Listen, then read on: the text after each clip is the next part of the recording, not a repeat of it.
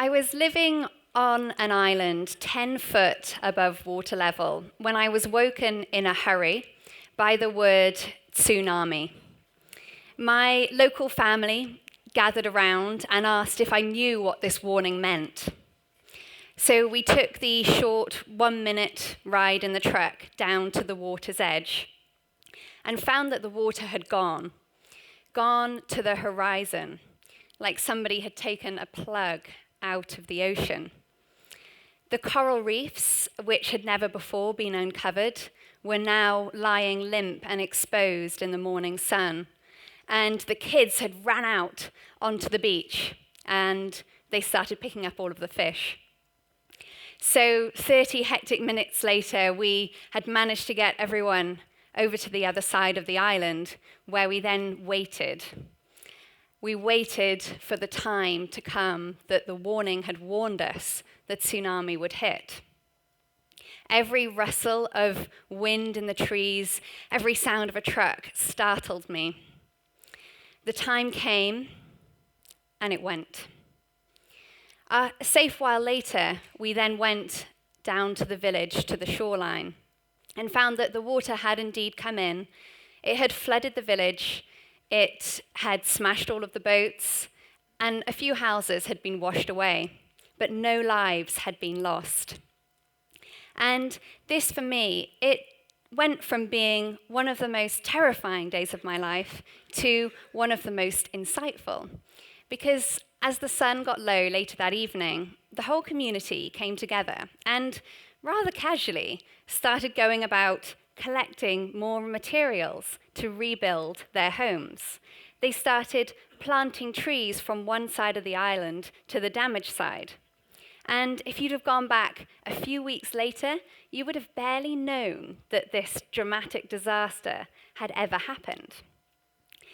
6 months later, I was hitchhiking on a freighter ship from New Zealand to California, as you do, and passed through Samoa.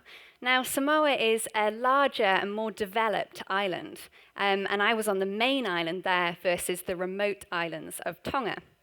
And they'd been hit by the same tsunami 6 months earlier. So I went down to the shoreline that had been affected and found that it was still devastated. There were makeshift tents all around, and people still had their lives on hold. And when I asked around, I realized that Samoa was much more exposed to the concept of international aid, which was non-existent in the remote islands of Tonga. And it turned out that they were waiting for the handouts to arrive. And the worse their house looked when they finally did, the more money they would then get paid. And this really intrigued me, how two remote island communities could respond to the same disaster in such different ways, and how the effect of money and aid and the Western world had really changed the mindset of those Samoans.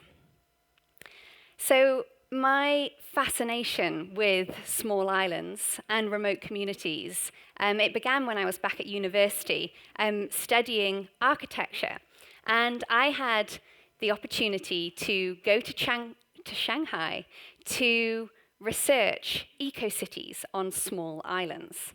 But because I was looking at sustainability, I wanted to try to get there without taking an aeroplane in order to minimize my carbon footprint. So off I went by train, camel, horse, across Russia, Mongolia, down through China. And when I arrived, I realized how comfortable and confident I felt in a place that I knew nothing about and had never been to before. And I realized how different I would have felt if I'd have flown in 12 hours from London to China. But instead, I'd experienced this amazing series of transitions, this change in climate, in culture, in landscape, and most of all, the people who I met all along the way. And it made me realize that I never wanted to get on an aeroplane ever again. So the next year, when I graduated with my degree in architecture, I had a job as an architect lined up in Australia. So 14,000 miles, how was I going to get there? I went on Google, and naturally this popped up. So this boat is Earthrace. It holds the world record for circumnavigating the globe. And the really cool thing about it is it runs on 100% biodiesel. And they were about to do another tour around the world to visit 120 cities to talk to school groups, politicians, and the media about alternative energy. So I applied for the job as operations manager on board this boat, and the skipper said, "Why don't you come down and meet us for the weekend in Brighton?" So I turned up and didn't go home for another 923 days. So Earthrace for me, it was my ticket to Australia, but it turned out to be a lot more than that. It turned out to be a ticket to a whole new passion and purpose, and ultimately a career. We had this most incredible journey, as you can imagine, crossing the Atlantic, the Caribbean, and the Pacific Ocean. We were welcomed into communities in big cities and small islands. But then there was a lot that I just really wasn't expecting to see. And that was coming across a toothbrush, a cigarette lighter, a bottle top, 2,000 miles from the nearest human being in the middle of the ocean. And stopping at little islands and finding, instead of sand on the beaches, they were covered in plastic. And the oceans empty of fish, and sea level rising among these small islands. And most of all, I was shocked that nothing seemed to be said or done in these little islands about what was going on. In between these visits, we had a lot of this, blue, days, weeks, months. And when you're sailing, you pick your path by reacting to the changes in the environment around you, the wind and the waves. And really, it was right here for me that I realized I needed to start reacting and change my own life path depending on what it was that I was seeing. So I ditched the architecture job and decided to go back to one of these little Pacific islands, Tonga, where I ultimately then months later met that tsunami. And Tonga, it showed amazing resilience in recovering from that tsunami, but it still has many, many other problems like all of these small islands do, and that's really what I was there to try and tackle, particularly this problem of waste management. And what's really going on these islands is there's this crazy contrast between the international commercial fishing boats that come in with all of their technology and the local practices, which are basically just fishing on the shorelines. And the oceans are now so empty that this is no longer effective, and so much so that they actually end up importing tinned tuna fish that's been imported from somewhere 3,000 miles away and brought back into this country that's in the middle of the biggest tuna fishery in the world. It's just all got turned upside down.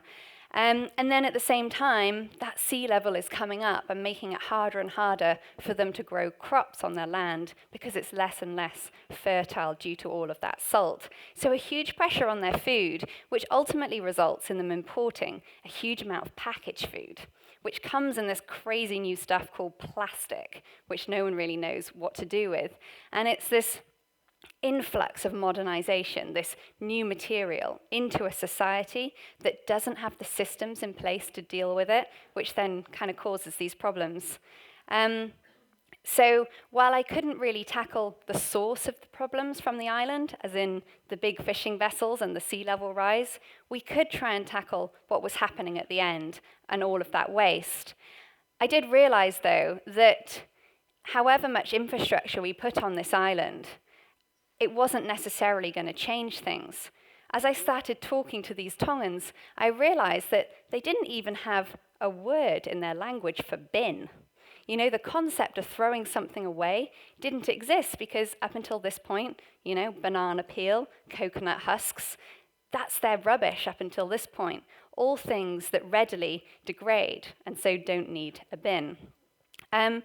So the 6 months that I spent there was actually spent attempting to shift the mindset of this community to learn about this new material called plastic and the different ways that it needed to be treated. So that meant working with the schools, the church groups, and really every aspect of the community, and culminated in a community-wide cleanup. 3,000 volunteers picked up 56 tons of rubbish in a single morning that got shipped away from the islands.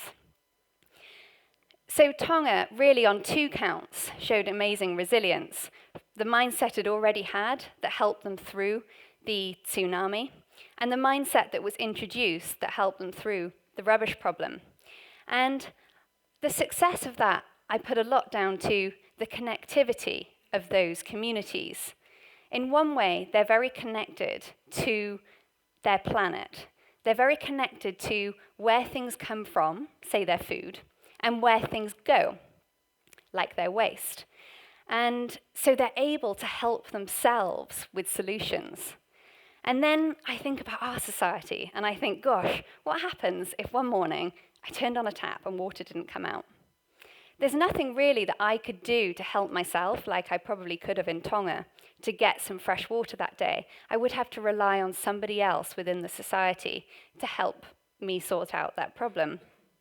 I think about the Mayan communities and the Aztecs and how they were fairly complex and ultimately they collapsed. And in part, that was due to the fact that they were so complicated, they were no longer able to organize themselves in the face of a drought, which restricted their flow of food and water. But I don't want to say here that we should go and live on a little Tongan island in a really simple life, as nice as that might be. But it's more about what is it that we can learn from those islands. And I do find that by looking at these challenges on an island scale, it's much easier to see the problems, but also the solutions. Thinking about connectivity, on the technology side of things, this is the way that we connect ourselves in our complex world. And we are absolutely drenched in these amazing gadgets and gizmos and devices that allow us to be connected to one another, and maybe ultimately more connected to the planet. One way that we use technology when I'm sailing is we actually use apps on iPads to monitor the amount of plastic pollution that we find in the ocean so that we can actually build up a bigger picture of how that's all working around the world and ultimately then go forward and form solutions. So technology used in the right way has amazing implications for increasing our resilience. At the end of the day, our world is finite. We have a certain number of resources on our planet. And at the moment, really, we're living on borrowed sunlight that was stored in the ground years before we ever came onto this planet. But at the same time, everywhere I look, I see the most incredible solutions for increasing our efficiency on this planet. And in order for it to work, we really need to think about our values and our mindset. And if we can shift our values more onto happiness and time and less to money and things, then it will go a long way to increase how resilient we can be on this planet. But is that possible? Is it really possible that human beings could think in a completely different way? Isn't it human nature that makes us aspire to better things? We want to grow. We're concerned about our GDP. Well, one sunny afternoon on a little island in Kiribati, I saw some real hope for this. And I was working on this sailing cargo ship, the Kwai. This is the only lifeline this island has with the outside world. There's no phone and there's no internet. One afternoon, so we were taking flour and rice, and then one afternoon on the wharf, we uncut a bale of clothing for this local village. And one of the young guys came in, and I mean, everyone was taking what they were going to wear for the next 6 months on this little island. And later that day, a guy in his 20s, he was strutting around the wharf in front of a few ladies wearing this skin-tight, lime green ladies' t-shirt with sequins around the neck. And it was just beautiful to see his absolutely untainted, view of fashion and, and how he'd just taken this thing at face value. He had no preconceived ideas about what was fashionable and, what he should and shouldn't wear. And it was just this amazing pure-mindedness which astounded me that someone could even think that differently. I grew up in the UK where a certain value set is given to us through a lot of external messages in the society we grew up in, whether it's through media, advertising, marketing, TV, art, architecture, education, policy. They're all telling us subconsciously certain ways that we should think, feel, and ultimately act. And a lot of that leads towards consumption. But what if we could use those mechanisms in the opposite direction? The more I visit these remote communities, the more I realize that isolation from the West creates a really different human being with a really different outlook on life than in our society.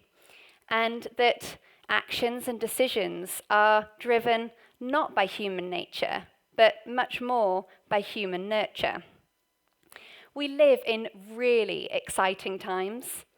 We face probably the biggest challenge that humankind has ever faced before us. That's exciting because we also have the opportunity to overcome that biggest challenge, to work out how we live sustainably on this planet. And the really cool thing is we have all of the tools and the technology available to us to make that happen. It's simply a shift in thinking is all that's needed to change the world. Thank you.